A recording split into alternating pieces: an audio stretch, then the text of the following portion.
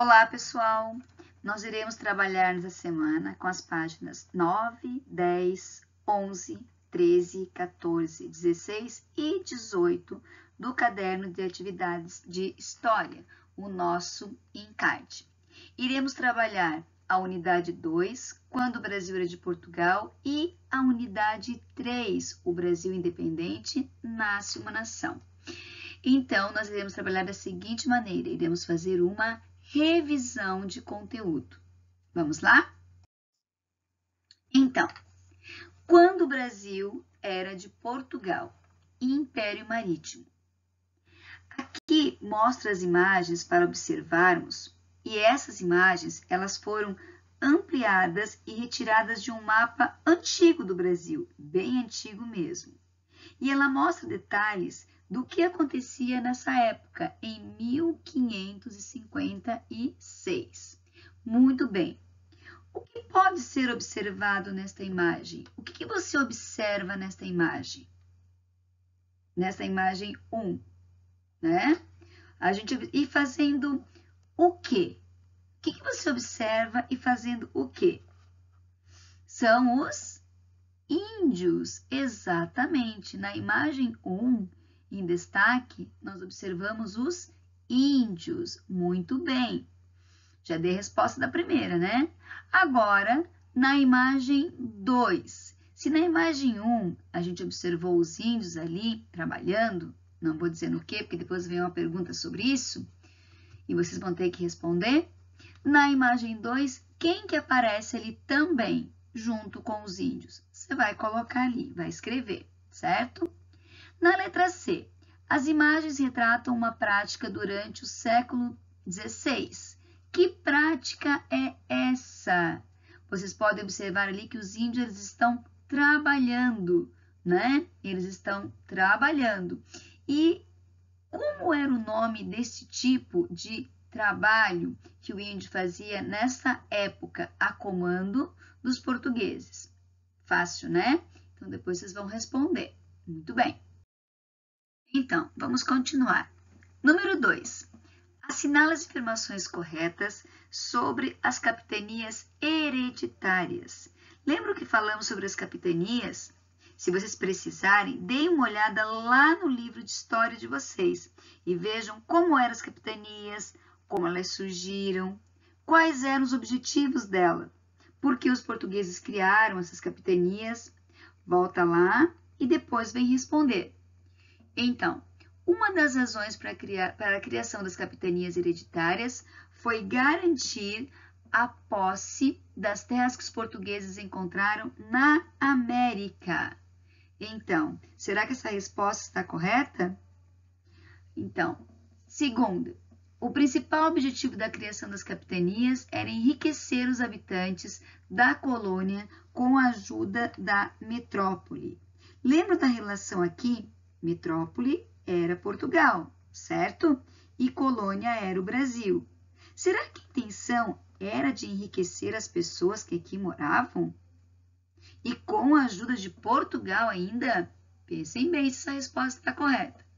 Depois, as capitanias eram chamadas de hereditárias, que podiam ser transmitidas aos descendentes dos administradores, ou seja, ela podia ser passada de pai para filho. Então, as afirmações, como vocês estão vendo lá em cima, né? As afirmações corretas, então tem mais de uma, vocês vão marcar. A que não for correta, vai deixar direitinho ali, né? Em branco. Muito bem. Agora, na questão 3, o que você vai fazer? Você vai fazer uma relação.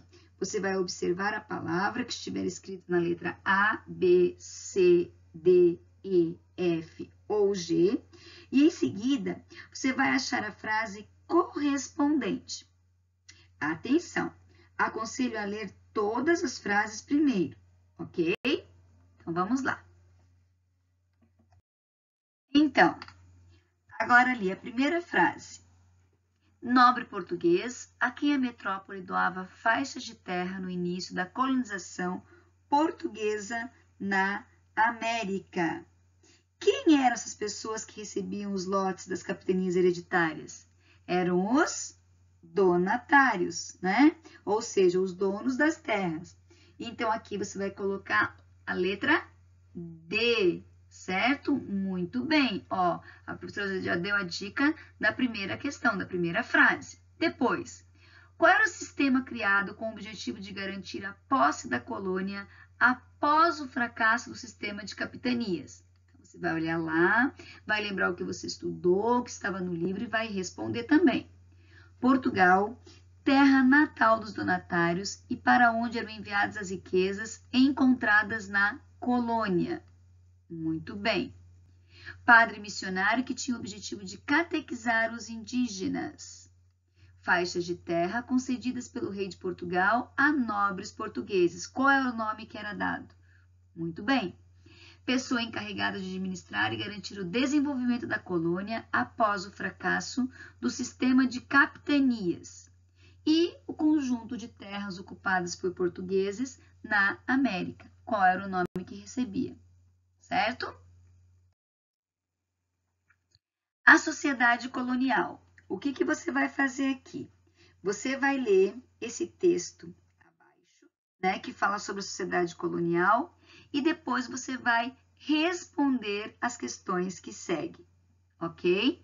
A escravidão indígena, os negros da terra. Os negros da terra. Quando se falava em escravos, todo mundo pensava logo no negro trazido da África, né? Porque pouco se sabe sobre a escravidão dos indígenas.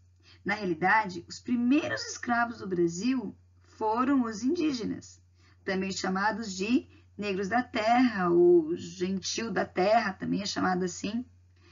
No litoral brasileiro, não haviam pessoas livres que aceitassem trabalhar em troca de um salário, como acontece hoje. Não, eles não aceitavam, eles não trabalhavam. Nem um mercado em que se pudesse comprar gêneros alimentícios. Por isso que os portugueses, eles argumentavam que a escravização dos índios era a última alternativa que eles tinham. Então, aqui prevalece a ideia de que o escravo eram sempre os negros, certo? Mas os índios também foram escravizados. E como eles eram nativos da terra, ou seja, eles nasceram aqui, eles foram chamados de negros da terra, né? Muito bem. É como se a palavra negro, assim, ela fosse associada ao escravo. Qualquer escravo é chamado de negro, certo? Agora, de acordo com o texto, você vai responder as questões abaixo aqui, né? Como eram chamados os indígenas escravizados? Qual era a justificativa dos portugueses para a escravização dos indígenas? Você concorda com a atitude dos portugueses? Né? Por quê? Ok? Então, vamos continuar. O Brasil independente nasce uma nação. A família real no Brasil. O que você vai fazer agora? Veja bem, agora você vai ler no quadro, né? Ler no quadro todas as questões e depois você vai assinar um X para indicar a qual país cada frase se refere. Por exemplo, em 1807, ameaçou invadir Portugal, fazendo com que a corte portuguesa se mudasse para o Brasil. Quem que fez isso? Que país ameaçou de invadir Portugal e forçou, na realidade, ela forçou a corte portuguesa para vir para o Brasil? Vocês lembram?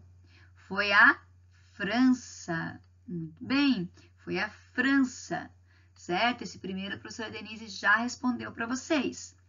Então, os outros vocês vão ler, né? E vão responder qual país.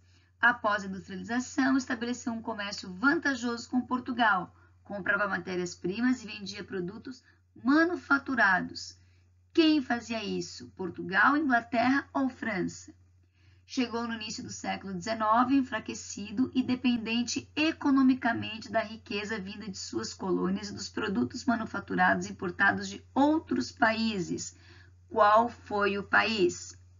Também vocês vão lá estudar um pouquinho ou lembrar do que estudaram e responder a questão. Ok, muito bem. Enumere os fatos descritos na ordem que ocorreram. Aqui você vai ter que lembrar um pouquinho de toda a história que você viu até agora, né? Para poder colocá-la na ordem correta, certo? Então, vamos ver as possibilidades. Ali no primeiro diz assim, a corte portuguesa desembarcou no Rio de Janeiro. O príncipe Dom João decidiu transferir a corte portuguesa para o Brasil.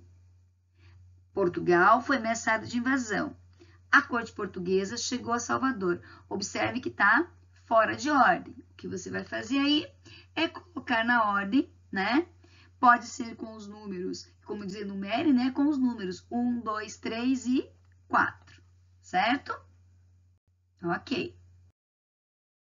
Número 3, agora você vai ler as frases que caracterizam a situação do Brasil antes e depois da transferência da corte portuguesa para a colônia, no caso que era o Brasil, certo?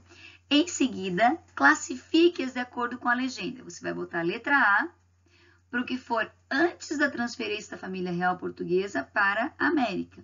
E a letra D, o que for depois da transferência da família real portuguesa à América. Certo? Muito bem. Então, a primeira questão diz assim: todas as decisões políticas do Império passaram a ser tomadas em sua sede, Rio de Janeiro, e não mais em Lisboa. Então, quando aconteceu isso? Antes ou depois da transferência da família real para o Brasil? Certo? Aí você vai colocar, depois, as decisões políticas eram tomadas em Portugal e implantadas no Brasil. Quando? Antes ou depois? E assim por diante, certo? Vocês vão ler todas as questões e vão colocar se aconteceu antes ou depois da transferência da família real portuguesa ao Brasil. Muito bem. Opa. Número 6. Observe a imagem e responda as perguntas a seguir. Letra A. Que acontecimento é retratado na pintura? Fácil, né? Até porque na legenda já está o nome deste acontecimento. Que personagem é retratado com maior destaque?